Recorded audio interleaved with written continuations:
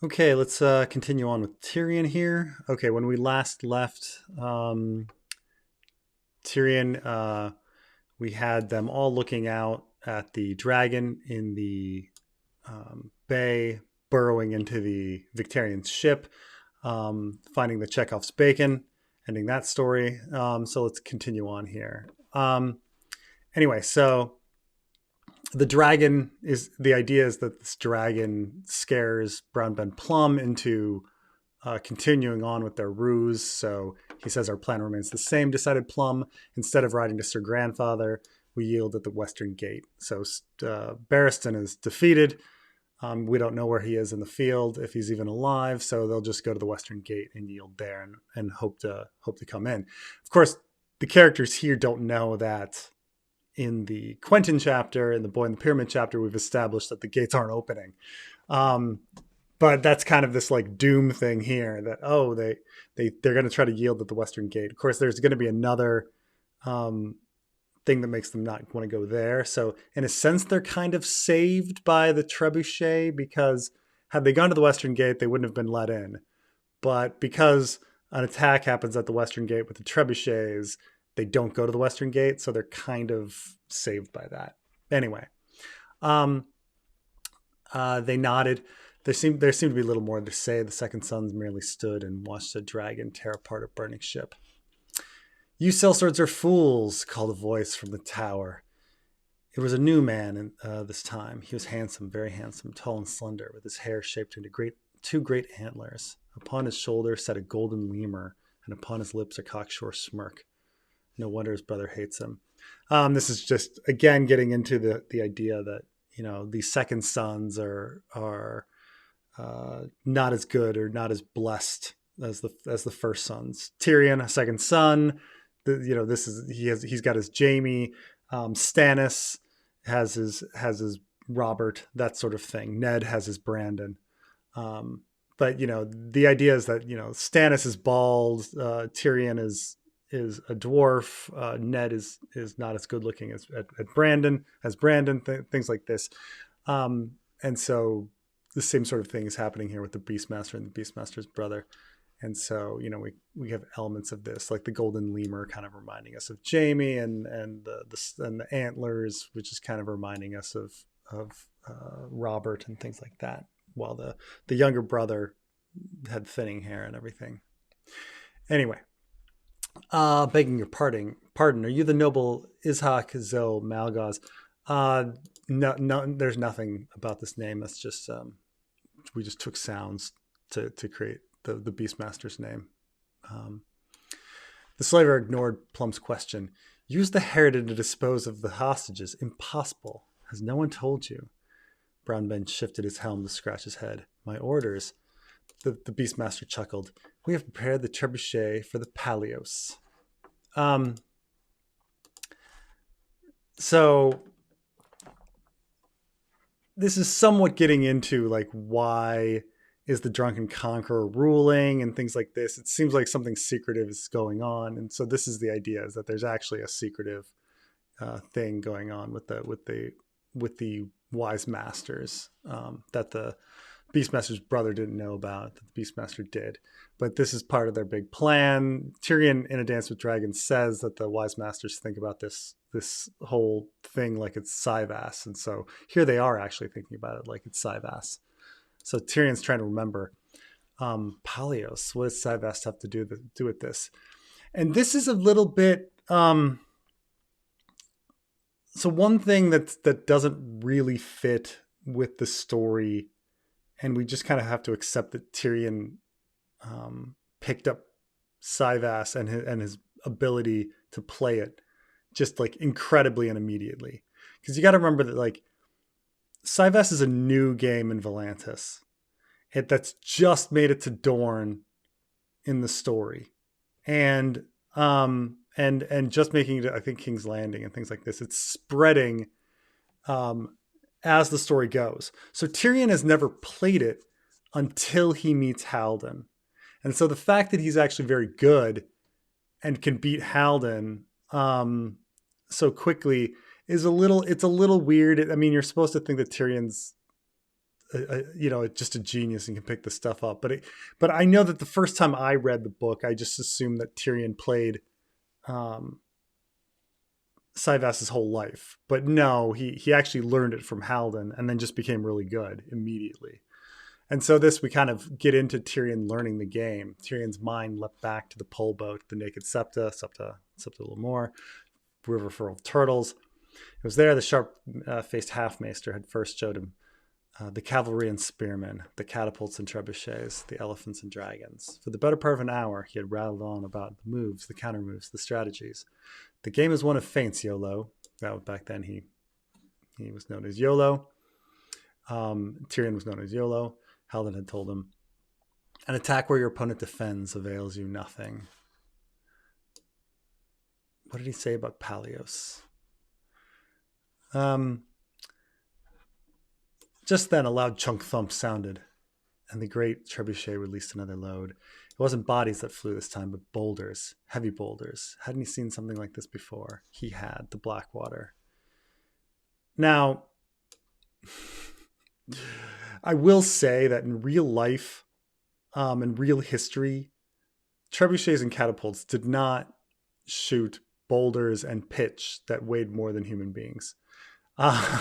Human beings are heavy, and so it's a little weird in the story to begin with that they are tossing 6 people at a time on those trebuchets. Like, even assuming that they've lost a bunch of weight because of sickness, you're still talking about 150-pound bodies, 120-pound bodies, right? Multiply that by 6. You're talking massive loads. However, in A Clash of Kings, George R. Martin does say that the bodies are lighter than pitch. So we're going with George R. Martin logic here. I think in real life, your pitch is not going to be heavier than bodies, but in George R. Martin, in this world, in the world of Ice and Fire, bodies are lighter than pitch, certainly at the Blackwater. So we get back to the Blackwater here. His nephew had been giddy to return Stannis' conspirators by air. This is, the Antler Men, which is funny because the Beastmaster has his hair and antlers. And then we just kind of add some doubt here. Conspirators, according to Varys, that perhaps the Antler Men were all innocent, which I think is something we're supposed to think, but it's just, they're such a minor little part of the story that people don't think about the Antler Men too much. The Antler Men had flown across the burning river, farther than any cask of pitch. This was really interesting getting different submissions, because I think there's a Mandela effect with the Antler Men, like Tyrion being able to watch them fly across the river or something like that. He does kind of see them fly across the river. Well, but it's only when he's actually like on the bridge of ships. Like they order the Antler Men to be launched when Tyrion is up there. But by the time the Antler Men are actually launched, he's like well into battle. And so he's at the bridge of ships and like one explodes in front of him and things like this. It's weird, it's like, it would have been, would have been a scene for him to actually watch it. But I guess we only see like a few of these, Antler Men happen. But he mentions that like there's a specific thing where he's thinking about what's going to happen to the Antler Men, and that it's like people think they're going to fly across the river because they're lighter than pitch, when in fact in real life, pitch would be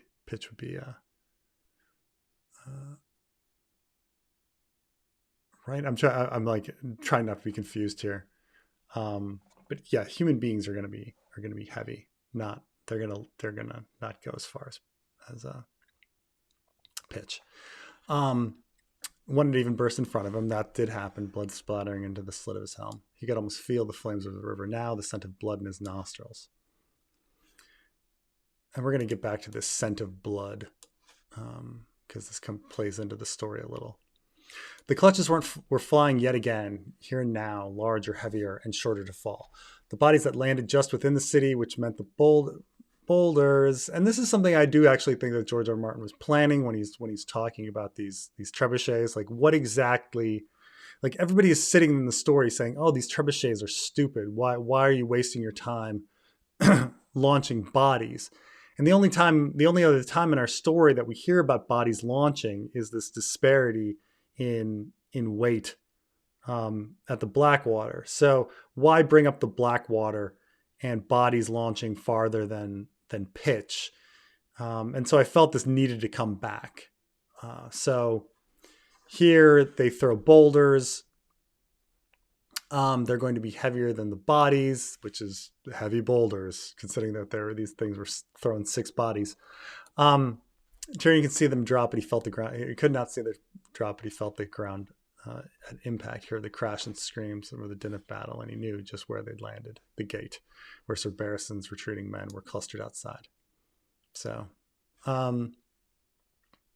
yeah, we wanted to give something to the wise masters on, like, they're not doing everything so stupid. There has to be some twist. If the battle is going so well in the release chapters, there needs to be a turn.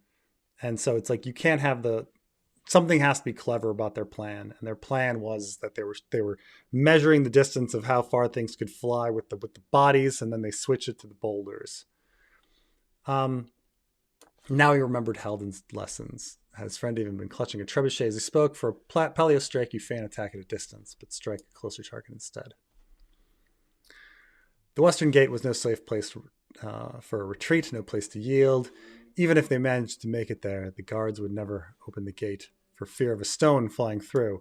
They are sure that the guards will never open the gate, but that's because in the Boy in the Pyramid chapter, we established that Skahaz is not opening the gates. The second son's plan lay as broken as 100 eunuchs. Tyrion could only guess his fate now, and this is, of course, everything he thinks about is not actually going to happen to him. So, is he going to be an ironborn thrall? Is going to be roasted by dragon fire? Is his head sent to Cersei in a sack? All possibilities, right? But of course, none of these are going to happen to him. Noble Ishak, Brown Bed Plum called up. Your brother tells me the windblown have been harrying your camp. With your leave, we'd enforce your line against future attacks, seeing that we're here and all. And this just seemed logical, that Brown Ben doesn't want to go to battle. That was established in the sample chapters. But this plan is ridiculous too. So what is he going to do? Oh, invent some new orders where he's doing something safer, like reinforcing lines against attacks, And the Beastmaster's like, sure, that sounds great for my camp, Ride to the eastern side of the camp and join my men, said the Beastmaster, noddingly approvingly. If you please, leave the slaves with us. Early draft of this chapter, we went straight to them going into the prison tent, but this paragraph got added for a little connective tissue,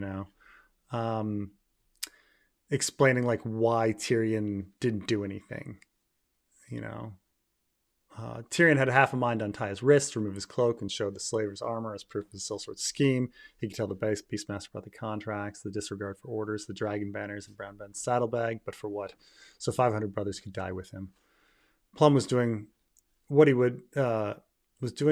would protect his men and let them see another day. There's honor in his treachery. For once, Tyrion stayed quiet, kept his eyes down, and followed the large overseer pulling his rope. And and that's the last we see of the second sons. They go off and protect the line at the Beastmaster's camp, and that's it. Brown Ben, he essentially, Tyrion decides that Brown Ben is doing a somewhat good act, trying to protect his men, and that's it. So here we get the shift. The Beastmaster's prison tent was hot and foul and dark, and only more so the farther in they ventured. This little demon has returned home. And there were 7 hells, if the Septons were to be believed, each more torturous than the last. The final one was reserved for the vilest of sinners. This was this idea. I'd come up with the idea that I wanted the Aeron chapter to be about Dante's Inferno and the levels of hell, circles of hell, 9 circles of hell. So it's just like, let's have that same kind of idea here in the Tyrion story, because we've got all the battles paralleled. So Tyrion believing himself the vilest of sinners, which, he's pretty bad. The murderers, the rapists, and then we put the profane, which is kind of the joke. Though that is one of the things listed in Dante's Inferno, that being profane is somehow worse than being a murderer or a rapist. He was all three, and a Kingslayer to boot. Perhaps I belong here, baking amongst the beasts. And this heat is going to be important because it starts conflating with everything else, like being in this hot animal tent. That's a hell. One of the things I also thought about was there's a fan theory that Dany was being kept in the Sea Lord of Braavos' menagerie, but that's kind of coincidence here. But it's something I definitely thought about, but I don't actually believe that Dany was in the Sea Lord of Braavos' menagerie. By the light of the Overseer's torch, Tyrion can make out a few of the animals around him. They passed by. We just wanted to make things interesting. This is like George R. R. Martin color, whether it be like food or whatever. This is, these animals are mostly color. They passed a black porcupine, a lizard lion tearing at its own tail. This is kind of funny because it's the fan created a sigil for House Reed that was adopted in the show because they stole the guy's fan created his name was Sirius Crane. He was a fan artist who created this Reed sigil, and they just took it for the HBO show and put it in. But nonetheless, a shaggy unicorn. There was also a beaver, a turkey, a stoat. Some people are like, "Oh, are there turkeys in Westeros?" There are. There's turkeys. So common in the Westerlands, yet scarce seen here, and like my luck. What he couldn't see, he could hear. Somewhere among them, and this is about transitioning to talking about Penny a bit, and so he needs to hear her sobs. So, in fact, this whole colorful paragraph is mainly to direct the conversation to Penny. What he could see, he could hear. Among them, the mess of the shadowy cages, bullfrogs croaked, snakes hissed, a monkey laughed, and a dwarf wept. She was lost to him in the darkness, past Mormont and a half-dozen guards, but he could still hear Penny's sobs between the animals' calls. He was not surprised. He was on the verge of crying himself. They'd escaped captivity for a breath or two, only to fall right back in before they drew the next. That was his doing. They could have stayed in Yezin's grotesquerie. That's what that was called, grotesquerie. Perhaps been passed to his kin and been safe enough. It was one thing to wager his own worthless life, but he had bet hers as well. This is brought up before about, maybe had they stayed with Yezin, they would have survived. But Tyrion's attitude was, but we would have been slaves. So this is all justified. So here he's kind of having regrets on that. When the Beastmaster gets around to killing us, her blood will be on mine hands, like so many others. And now we get kind of Tyrion reflecting on his life. Because Tyrion is responsible for a lot of death, even though many he didn't kill himself, but he was responsible for them nonetheless. How many is it now? Hard count to figure. Should he only include one slayed by his hand, or all that had died because of him? And so we kind of get a little history here. In the cages came growls like those brigands on the high road. Those brigands do growl, and that's in that chapter. They passed a fox, silver as Servardis' hair. Servardis was the knight who fought Bronn. Bronn wasn't a knight at the time. Said he was old. A goat screamed, but he heard that Northman at the Green Fork. Yes, Tyrion does kill a Northman at the Green Fork.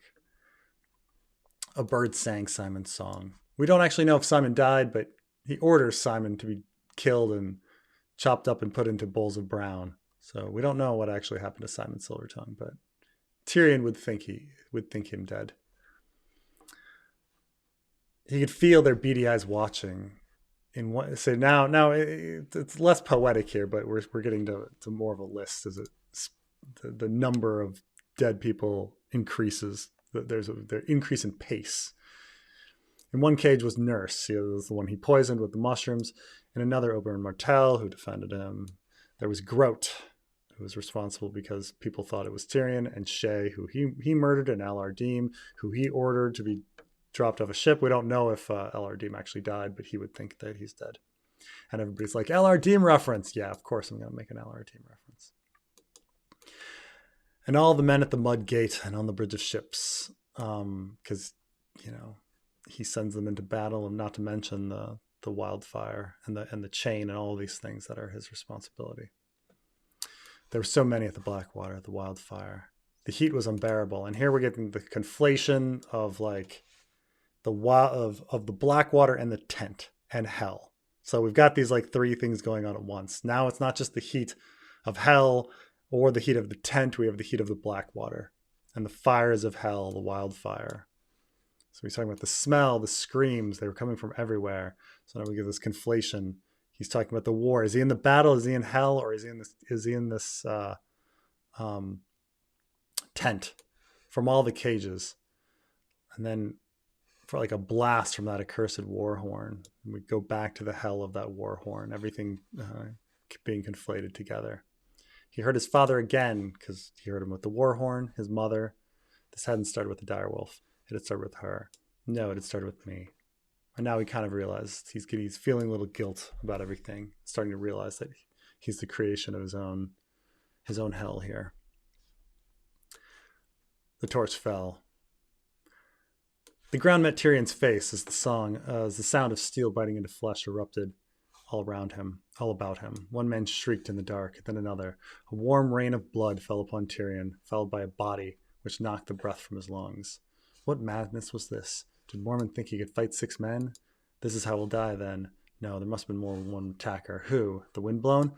And this is, of course, the fake out. But like we have established that there's 3 different groups like going after the hostages, the Windblown, the Second Sons, and the Dothraki. And so we're kind of led astray because we hear about the Windblown over and over again, but the idea is this is supposed to be the surprise that it's the Dothraki, the ones that went in secretly. The dwarf lay deathly still until the frenzy died down. Animals still yipped and hissed. A dying man groaned, and several pair of lungs panted heavily. But it was over. Penny was whimpering. Alive then. That's one mercy. Someone picked up the torch, and the flames swelled, and the shadows became 3 wizened men, their coppery skins flecked with blood. The guards, the overseer, fourth intruder, lay dead on the floor.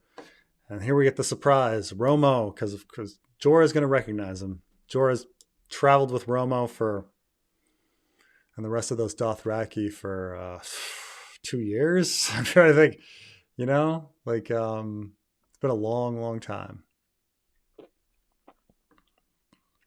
Handel, the old man asked back. The man speaking in a tongue Tyrion didn't know. Dothraki he decided an ugly tongue for ugly men. Just this idea that Tyrion is just gonna be a dick about the Dothraki and just think they're a bunch of savages who speak an ugly language. Because why would he think any different? He has no experience with them.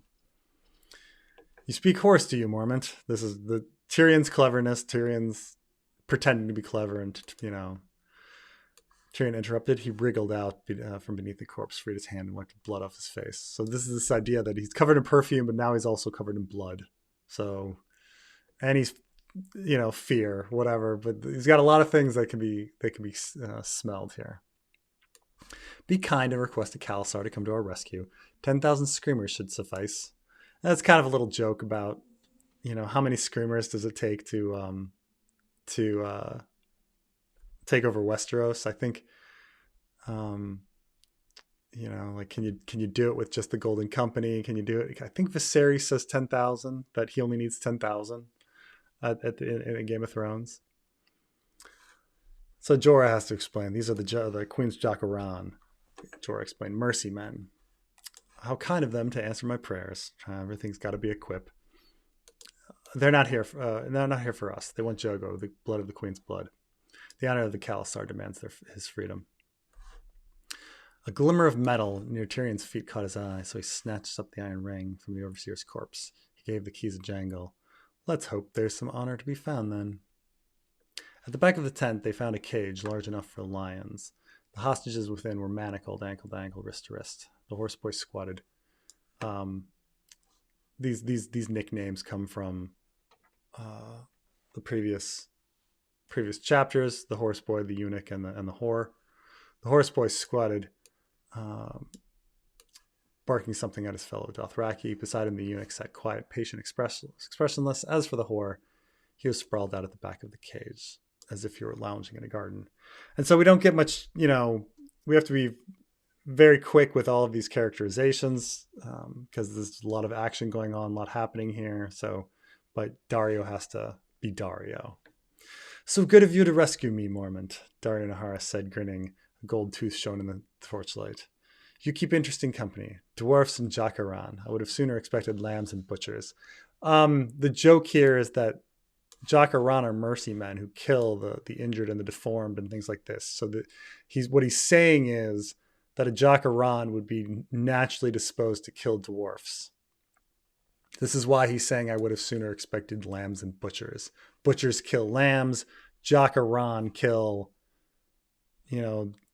injured, deformed, things like this. So, like Tyrion would not make it in the Dothraki, like among the Dothraki. He would have been killed by a Jaqaran, probably as a baby. So that's the joke here. I would sooner expected lambs and butchers. We can leave you in the cage, said Tyrion. Can you, little one? I think not. So here's him being a nice dick. So this is the one whom the queen takes to bed. Admittedly, he had the right of it. Tyrion inspected the keys in hand. There must have been 100 of various metals and sizes. He flipped through them as fast as he could, acutely aware of the blood-speckled Dothraki glaring over his shoulder. When he came to the largest keys on the rings, he tried one after the other until it turned the lock. The shackles now, said the unsullied calmly. Tyrion stopped, considering. And here we get this analogy about, and he's going to come back to this, about his his coins that he needs to pay to Daenerys. And so he'll talk about these coins quite a bit. But he says, what's to keep these coins from rolling away? And it's true, like he needs these hostages to have, to get in with Daenerys. So, which he says the next, without these hostages, they could hardly take credit for the rescue. He examined the rings, and here he lies. There doesn't seem to be a key small enough for the fetters. He lied. And this is something, put yourself in Tyrion's shoes. You're trying to get hostages so that you can get in with Daenerys. You are a dwarf who can barely run in the middle of a battle. These are healthy men who can run. Like, how are you going to keep them in your custody? So I think Tyrion's choice here, though a little dark, is the correct one. Which of course leads to this, like, oh, how can this one ride? The eunuch shook his manacled ankles. Chained as they were, they would be unable to straddle a horse. Plus, plot-wise, like, I've got Penny. Like, even if we throw Tyrion on a horse, like, what do we do with Penny? Like, like, it's so. How do we slow down the hostages to be the same speed as Penny? The Dothraki boy said something, then a parley of grunts erupted between Jorah and the savage horseman. Penny spoke for both of them. What are they saying? Jogo rides side saddle, the Telarashi sellsword translated, but only him. It just figures that Jogo, being a horse guy, of course he's going to know how to ride side saddle. The Jaqaran says, we're not of the Khalasar. And besides, they only have Obo's horse to spare. Obo, we just made up that name. Naharis gestured at the old Dothraki on the ground. His guts spilled out beside him. That's Obo. Dead Obo. We barely knew you. Tyrion watched as the captives waddled by in their chains. Jogo picked up the arak of his fallen brother, while the others took swords from the dead guards. Fighters and fetters. All I need is stilts for Mormont for Mormon, and I can pass for a Yunkish lord. This kind of came by a little bit of luck. We'd already had the chapter where they see the little pigeon, and Barristan thinks the little pigeon looks like Tyrion. So I was like, oh, look, this is kind of funny because they've got these fighters in fetters, just like the Clanker Lords. And then he looks like the little pigeon. So all he says, like, all I need is some stilts for Mormont. And then, it is kind of funny. I can pass for a Yunkish lord. So I thought this was a very lucky little fun little line that we could include there. Um, it wouldn't do. Sejura was the only man, both free and deft, and 1,000 soldiers lay between them and Marine. Surely we can ride double, Penny entreated. We're small. Now, admittedly, George R. R. Martin does have people ride double in the story more than they should. Horses cannot actually bear the weight of two people for very long. It's not good for horses to ride them double. But so I wanted some little horse realism in here. But so he's just, we're small. And he's like, too slow, insisted Romo in common tongue. With that, the Mercy man made for the front of the tent. The other Dothraki followed, now carrying the manacled Jogo. There goes our most valuable hostage, the dragon from our purse. Back to the coins. The two that remained would have to serve. Perhaps she loves the sellsword madly after all. Remember last Tyrion chapter, or I'm sorry, in Tyrion 1, we had Tyrion thinking that the most valuable hostage would be Jogo and that the others would be worthless. Because he doesn't really know that she likes Daario. He's like, why would she like a prostitute? She's gonna like Jogo, but So he says that seems unlikely, but young women could have questionable tastes, and that is the true line. Daenerys has some questionable tastes, and then he said he married one such. That's the thing about Tysha. When the tent flap opened, Romo peered out into the blinding daylight. He sniggered. Something outside was clearly amused him. Before heading out, he put the torch to the tent's canvas until it began to burn. Then he yelled something to Mormont. So he just starts this distraction. Feel bad for all these fictitious animals that are burning in this tent, but these Romo probably doesn't care. What did he say? Tyrion asked. We'll need to outrun the wolf. Outside, the camp was in a panic. Guards darted past, nearly knocking Naharis and Tyrion over, but neither the blue-haired man nor the blood-covered dwarf drew much attention. Just thought it'd be, they are a weird sight, this group. When you think like Tyrion, Penny, Hero, Daario, and Jorah. Tents and pavilions were aflame. Two Dothraki riders thundered by. None of them could be older than 8. Again, these are the worst of the worst. Remember, these are the worst of the worst of the Khalasar. The Khalasar breaks up, and they leave like 100 people behind, and they are the sick and old and super young. And then the best of that group gets taken to go try to find Daenerys in the Dothraki Sea. So again, it has to be super old guys and young people, like no older than 8, because anybody older, they would have been like, no, we can take you're some of the best, What was going on here? He saw a flash of orange fur. This is the orangutan, a dog, no, an ape. When a band of prisoners turned a corner, they were met by a bird taller than a man, shaking its black feathers. This is an ostrich. They eased away slowly. Distractions, Tyrion realized. The Dothraki were loosing animals to make chaos. Where do we go? Penny quailed. South, said Mormont, and they were given no time to question him. They heard a growl. Then a tent beside them came crashing down. I guess we're in retrospect, I guess this is the direwolf, but we don't know this at the time. They didn't stop to look, setting off in fear as fast as 2 dwarves and 2 fettered men could run, which is not that fast. Mormont led, cutting down anyone unlucky enough to block his path. The guards posted at the Beastmaster's gate had already fled, so out they went unchallenged, then across a muddy field and past the undefended lines of the next camp over. This is all the setup we have, like why we needed to introduce this other camp. There, Sir Jorah yelled, pointing, and the great chariot was there. So the last two, like I say, there's three.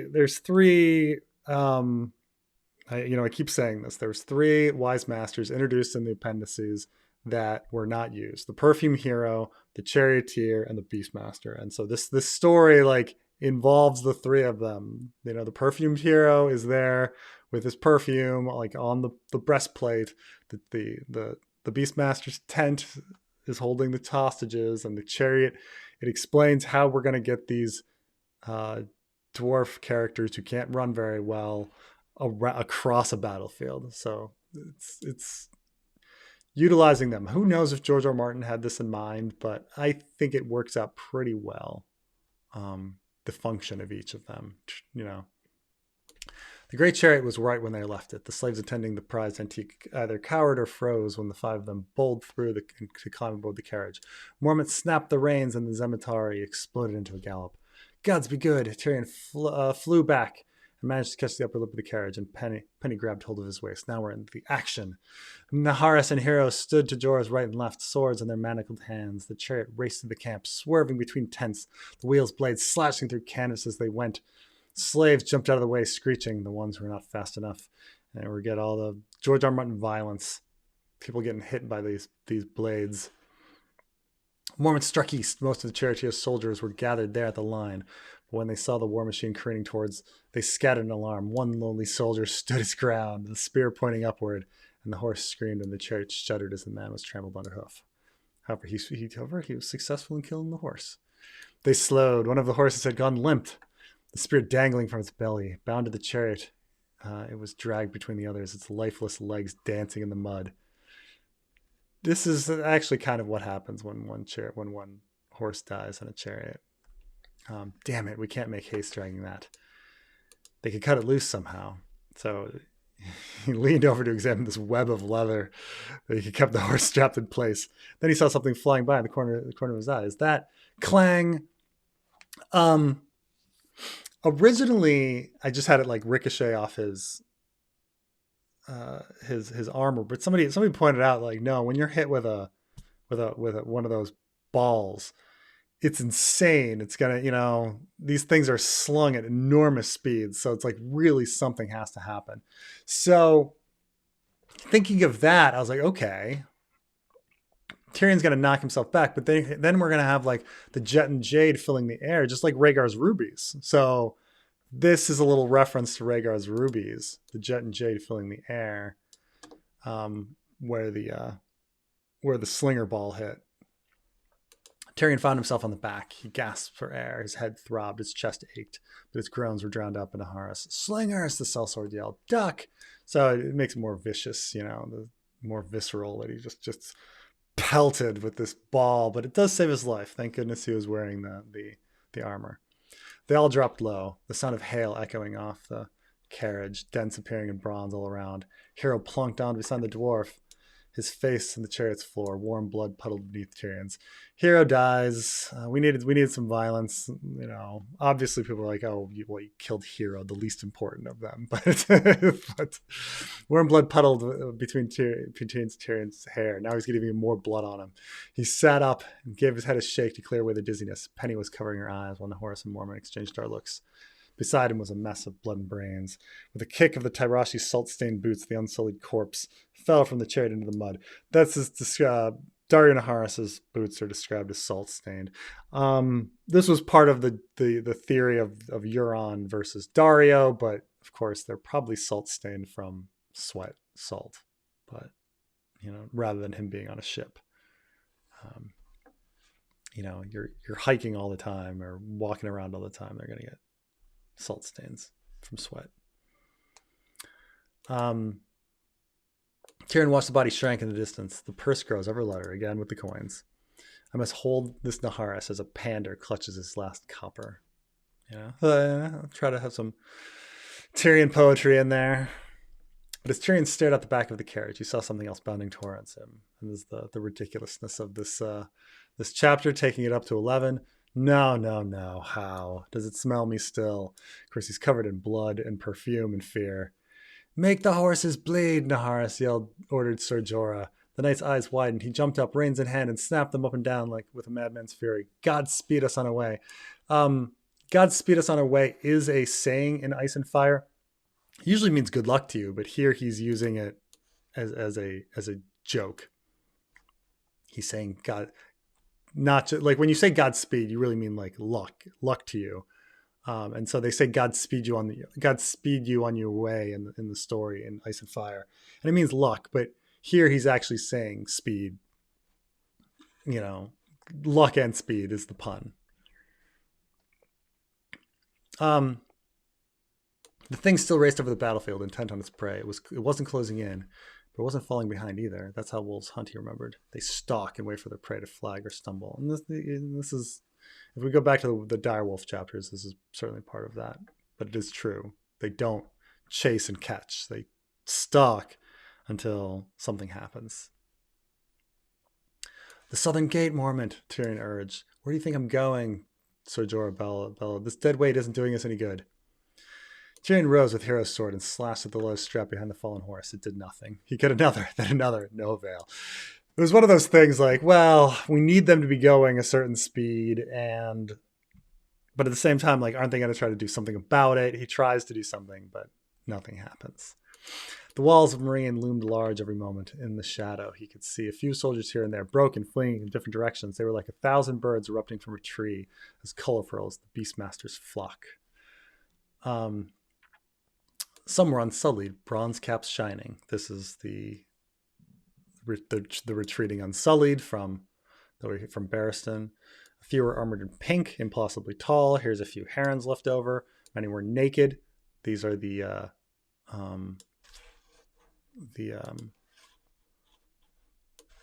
pit fighters. One was as large as the mountain that rides. That's a specific reference to the pit fighter.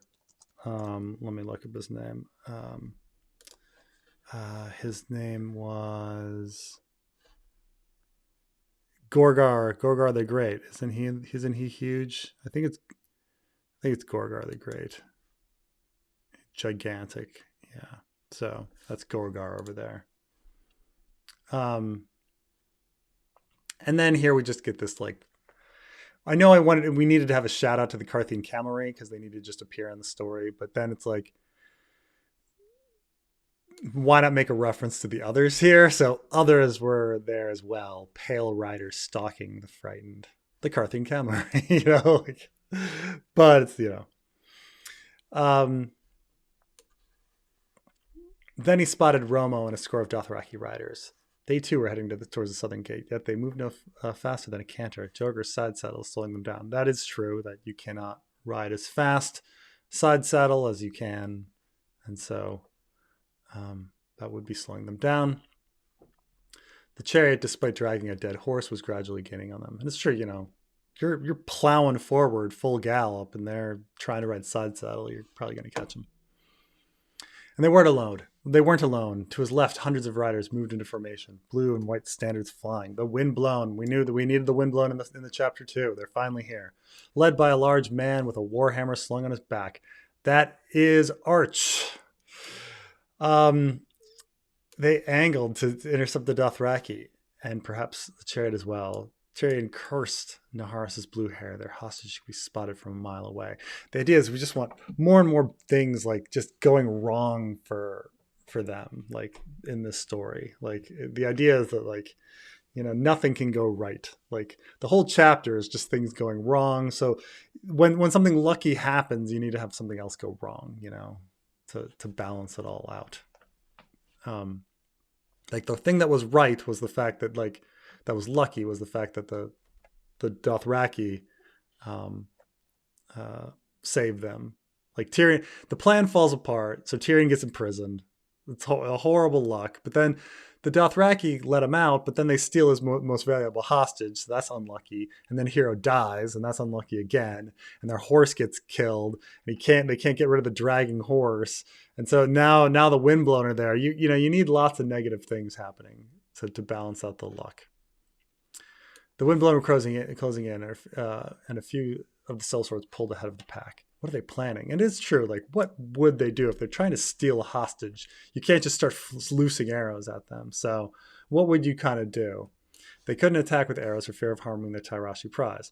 A man in armor painted with spider webs rose nearest to the chariot. This is Weber, one of the sellswords mentioned in the Quentin chapters.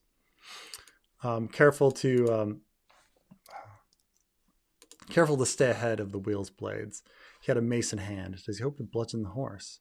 He didn't get the chance. Lifting both hands over his head, Naharis hurled his sword at him like a spear. The blade struck the horseman's courgette and bounced off, failing to pierce through.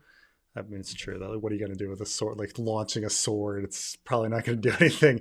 Still, the distraction was enough. The stunned sellsword pulled back on his reins, slowing the horse and sending it into the sides. A spray of blood filled the air. So we don't know if Weber dies here, but probably his horse at least does. Sellswords kept their distance from the chariot after that. A few of the windblown rose past the Dothraki ahead, and then some of the horse boys volleyed arrows back. One flew perilously close to the chariot. The pursuers scattered. Then, without warning, the big man gave a signal, and the windblown slowed and veered away. They called off their pursuit. That seemed queer. The sellswords had both speed and numbers. Did they fear the arrows, the chariot blade, the direwolf?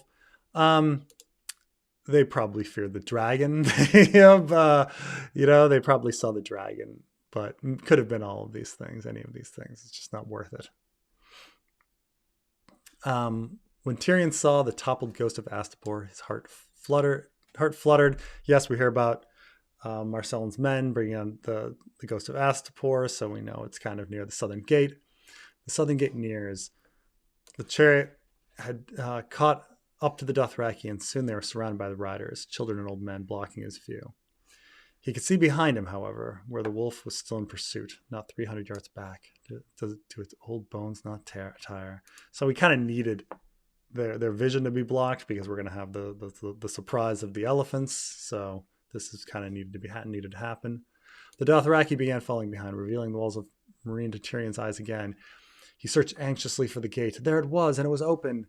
But above it, the White One. So we start at the one dragon at the beginning of the story, and we end at the other dragon at the end of the story. So that's a little mirror of everything that we start with. Start with Rhaegal and end with Viserion. Perched on the wall above the gate, it watched with disinterest. It just doesn't care when you say disinterest. Disinterest is neutrality. People think it means not being interested, but it's neutrality. The thing seemed calm, sedate, even lazy, but its eyes were like golden flames. It was the closest he'd ever gotten to one, and he needed to get closer still. Others had the same idea. Despite the beast, soldiers and riders were crowding the gate to get inside. So this is the idea that the gate is open because of Quentyn. We established that Quentyn had some sort of plan to open the gate, and it seems to have, and that was supposed to involve the dragon. Here it seems that Quentyn got the dragon to the gates, and they were able to open it, to scaring people away or something. So, and when the Dothraki's horses began to squeal, they feared the dragon, was Tyrion's first thought. When the Khalasar veered away, he saw the truth of it. Elephants! The giant bloodied beasts were pounding right towards them, swatting aside man and horse alike in their stampede. And yeah, I mean, in the story, like in the sample chapters, Tyrion hears the elephants off in the east, and so the elephants kind of have to be in the story at some point. We had them in the story as well in the Mirror Jon Con chapters. So here they are, and there's even that reference in the Arion sample chapter, like give me like real elephants rather than like mythical dragons. You know, there's this elephant dragon dichotomy that's brought up a lot. I think that's brought up in the Watcher chapter too, when they're like, oh, elephants, not dragons, and they're like elephants. The horses reared, the chariot wrenched sideways, and the next thing he knew, he was in the air. Tyrion Lannister flew. And this is the thing, is he says at the beginning of the chapter, he may end the day in flight, you know, thinking he's going to be launched by a trebuchet. He is launched. He does end up in the air. And there's actually there's an old interview with George R. R. Martin where he does mention that Tyrion's going to fly someday, and everybody's like, "Oh, that just means Tyrion's going to get a dragon at some point." But here's this, just kind of threw this in, that Tyrion Lannister flew. And here we bring back, here we try to reconcile the that Jon won a Game of Thrones with tumbling Tyrion coming back, but originally Tyrion was just gonna kind of tumble out of the chariot and then run to the gate. I was convinced that the joke wasn't really good enough to kind of end the chapter on, and so I kind of thought things through, and I added in this like little flashback where kind of wanted Uncle Garyon mentioned, and so I felt this was a little some emotion here with this story. I'll be hurt, he had protested all those years ago. They had gone out a window at the rock to practice climbing and tumbling. The height of the next leap was daunting. Impact. And here, just, it's try to have a little Uncle Garyon kind of story here, some sort of inspirational story. His uncle had smiled and mussed his hair. At some point you fall, Tyrion. We all do. That's unavoidable. What happens next, that's your choice. You can do nothing and let the earth destroy you, or you can keep moving, imp. And this is actually something if you see like parkour people, if you are going to fall and you just try to land and take it all, you're taking all the impact yourself. But if you move, you can dissipate some of that momentum into your forward motion. And so this is what he's actually recommending here. So he's like, keep moving, imp, bringing back the keep moving imp earlier. And yes, Uncle Gary does call him imp in flashbacks, and he is called Uncle Gary. Tyrion tucked his legs in as Uncle Gary had taught him, making himself into a ball as best he could. When the ground came, he unfolded, his toes pointed for the landing. He leaned forward, rolled, and bounced up to his feet and into a run. I think the parkour thing, I think one of the submissions had like the tucking into a ball and toes pointed thing, and I was like, oh, okay. I watched some parkour videos and tried to have this be part of it. His legs burned where the breastplate had knocked into his thighs. I guess we needed it somehow. This was mentioned before that the breastplate was chafing, so he was alive. All he could do was laugh. With a glance back, he could see the elephant's carnage, the bodies and horses, men, some trampled, others reeling from the stampede. He did not see the chariot. The idea is like, yeah, what would happen to the chariot? Well, they just run off, right? The Xanathari no doubt raced off with free rein. And it's funny that we actually think about the term free rein. Oh, you gave them free rein. This is like, it literally comes from horses having free rein.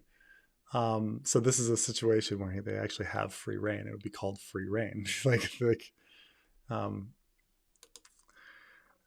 Their passengers were there, however, amongst the dirt and chaos. Daario Naharis was bleeding from his head and struggled to raise himself in his manacles. Mormont was already on his feet, his arms mangled, screaming something that might have been High Valyrian. By the way, the Jorah Mormont knows the word Dracarys that's mentioned by Daenerys tells Jorah about the term Dracarys, and so the thing that Mormont is yelling is Dracarys. Penny lay on the ground. He couldn't tell how hurt she was. He looked at the gate. It was near, not 100 yards from where he'd landed, just beneath the dragon, so close the elephants will have scared off that damn wolf. But dread and doubt made him look back over his shoulder. No, there it was. Dire wolves hunt mammoths north of the wall. What's an elephant to that one? It was closing fast. He could make it if he ran. Yes, he could. The Mercy Man was wrong. I don't need to outrun the wolf. Just the man behind me. Yet foolish words were ringing in his head. Stupid words, callow words. The words of a mummer. And this gets back to Tyrion 2 sample chapter. You're brave, she had said. Little people can be brave. Tyrion seethed. Damn you, you bloody dwarf. He thought of Taisha and Sansa and Shay, and that is his pattern. He goes for we're being a little explicit here, but yes, his pattern is like saving the sob story girl, right? Um, will you ever learn? He went back. She was dazed but alive. He lifted her up and put her arm around his shoulders. Let's go, he told her. We keep moving. And yeah, that's that. That's Tyrion 3. Um, uh, obviously, like with a Tyrion chapter, you can always put more clever stuff in, but considering how much needed to be resolved in the Battle of Fire, I'm pretty happy with how it turned out. Everything got done. There was just so many plot points to like shove in there, and I think it got shoved. I think things worked in a pretty fun, cohesive, emotional story. So that's that. Anyway, thank you very much, and hopefully the next Jamie chapter will go as well. Okay, talk to you later. Bye.